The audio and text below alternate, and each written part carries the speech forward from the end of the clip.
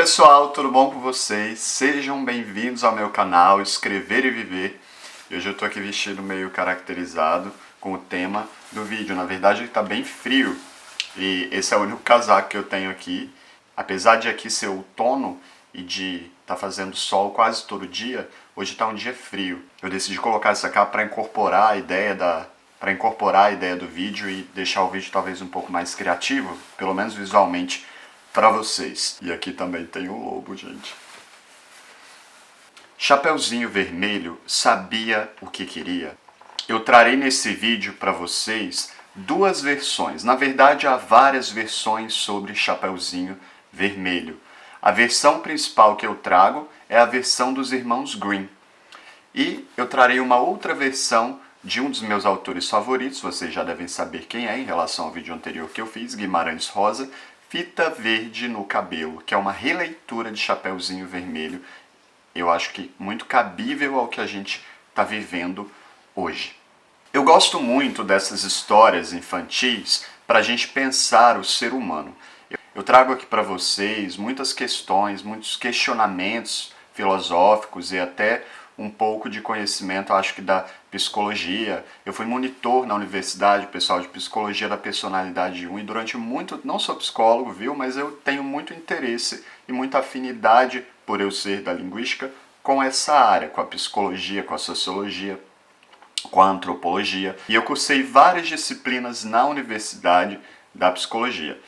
Essas histórias infantis trazem muitas coisas da sociedade, do inconsciente coletivo, e mesmo que tenham sido originadas em outras culturas, por exemplo, no Brasil, o Guimarães Rosa fez uma releitura de Chapeuzinho Vermelho. Essas histórias trazem simbologias, arquétipos universais. Elas se referem às angústias, às dores, à personalidade. Eu gosto muito de literatura e decidi trazer aqui para o canal alguns vídeos sobre literatura brasileira com essa reflexão de autoconhecimento e sobre a vida. Pergunto para vocês então, Chapeuzinho Vermelho sabia o que queria? Na versão dos irmãos Grimm, Chapeuzinho Vermelho foi mandada à casa da vovó, que estava doente, pela mãe, e ela tinha de atravessar o bosque. Não havia outro caminho. E era um caminho longo. No caminho, Chapeuzinho Vermelho encontrou o lobo. Chapeuzinho, nessa versão, tinha a inocência do ser humano. E por essa razão ela não sabia quem era o lobo. Isso é muito interessante para a gente pensar na nossa vida. Os sociólogos, os filósofos sempre trouxeram essa discussão do bem e do mal a respeito do ser humano. O ser humano é ruim? Alguns disseram que o ser humano nasce bom e é corrompido pela sociedade. A verdade é que, independente de qualquer questionamento, a gente deve reconhecer que há algo bom e ruim dentro de todos nós.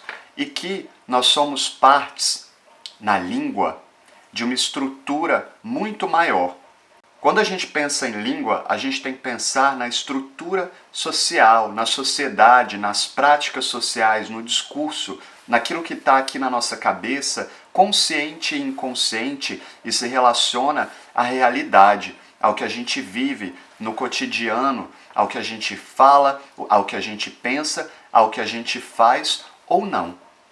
Nesse sentido, a língua surge para estruturar o nosso pensamento. E toda língua é uma visão de mundo. Por essa razão eu sempre digo aqui no canal que nada é neutro, nem ninguém. Existe um lobo e uma Chapeuzinho dentro de todos nós.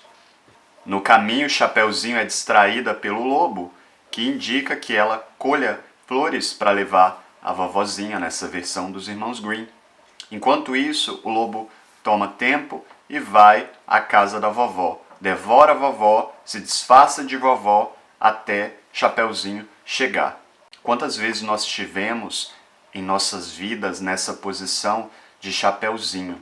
Nessa posição, apesar de eu defender que nada é neutro, de inocência, de confiar no outro, de colocar a nossa esperança em um outro e de sermos todos frustrados por isso.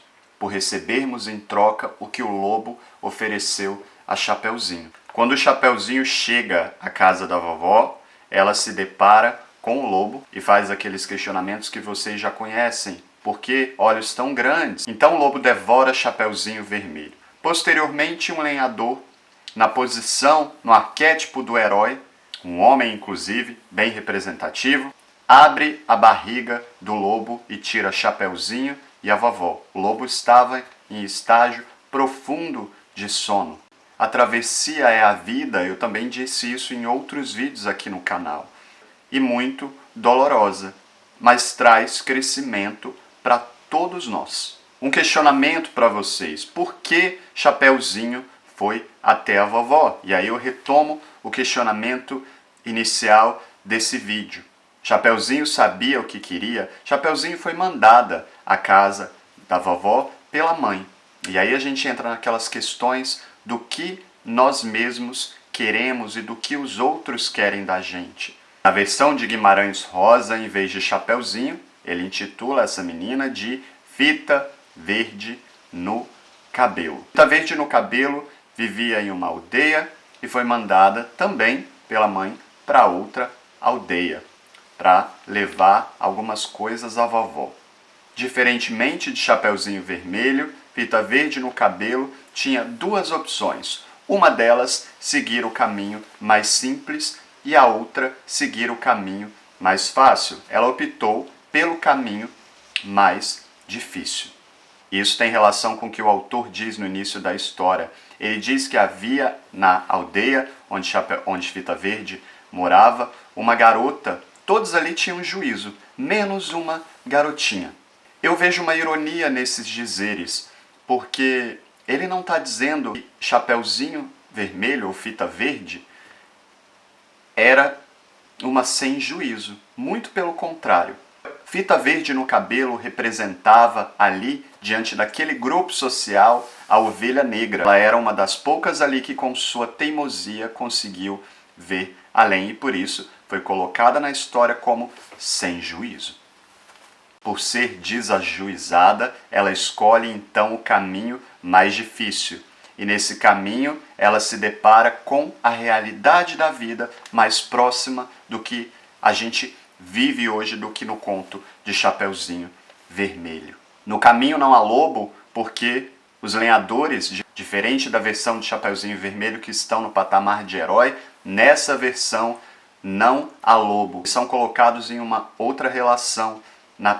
A gente pode até pensar na questão do anti-herói. Isso me traz outra reflexão. Não siga ninguém. Desconfie, ouça a todos, mas não siga ninguém. Desconfiem de todos. Não siga tampouco as celebridades ou qualquer um que traga uma história de sucesso que você não conquistou, porque a trajetória de cada um é muito singular. No caminho, Fita Verde perdeu a fita. Alguns autores dizem que essa perda está relacionada à virgindade, a um amadurecimento. É no momento da perda, da ausência, que a gente entende, nesse paradoxo da vida, por exemplo, entre vida e morte, o que a travessia do bosque da vida em si representa. Quando chega à casa de vovozinha, Fita Verde no Cabelo se depara com a morte e dá um grito: vovozinha, eu tenho medo do lobo. Mas não havia lobo, então do que Fita Verde no Cabelo, nessa versão, tinha medo? Do que você tem medo? Às vezes não há lobo algum. Nós temos medo do que, então? Esse sentimento do ser humano é muito primitivo e muitas vezes necessário para que nos protejamos. Mas cuidado, porque muitas vezes o nosso cérebro, a nossa mente, nos sabota em relação a esse sentimento. Principalmente em casos em que não há razão para ter medo nessa vida. Afinal de contas, todos somos Chapeuzinho, todos passam pela travessia da vida e todos encontrarão o que as duas, tanto Fita Verde quanto Chapeuzinho, encontraram ao fim da história: a morte. Então vovozinha morre em frente de Fita Verde no cabelo, que se encontra mais uma vez nessa travessia, nesse ciclo, nessa história, nesta vida, sozinha. Chapeuzinho Vermelho, fita verde no cabelo, sabiam o que queria? Eu trago aqui uma frase para refletir sobre isso, de Fernando Pessoa, que diz: toda a vida é um sonho. Ninguém sabe o que faz, ninguém sabe o que quer, ninguém sabe o que sabe. Dormimos a vida, eternas crianças do destino.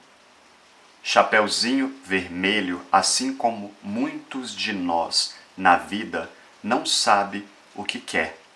Somos levados pelos desejos dos outros, dos grupos, da família e nos esquecemos de olhar para nós mesmos. Nos esquecemos de observar quem somos nós. A travessia da vida exige esse autoconhecimento para que a gente compreenda verdadeiramente o que a gente quer. Um abraço a todos, sejam muito bem-vindos a esse canal. Se inscreva no canal, dê um joinha no vídeo se você gostou, recomende o vídeo para algum amigo. Eu farei outros vídeos com temáticas similares. Eu sou revisor de texto, especialista em revisão de texto, mestre em linguística pela Universidade de Brasília. Revisei nos últimos anos mais de 100 mil laudas e trabalho especificamente com revisão de texto. Tem esse canal aqui para divulgar o meu serviço. Se vocês quiserem entrar em contato, os contatos estão aqui embaixo na descrição do vídeo. Tchau, tchau!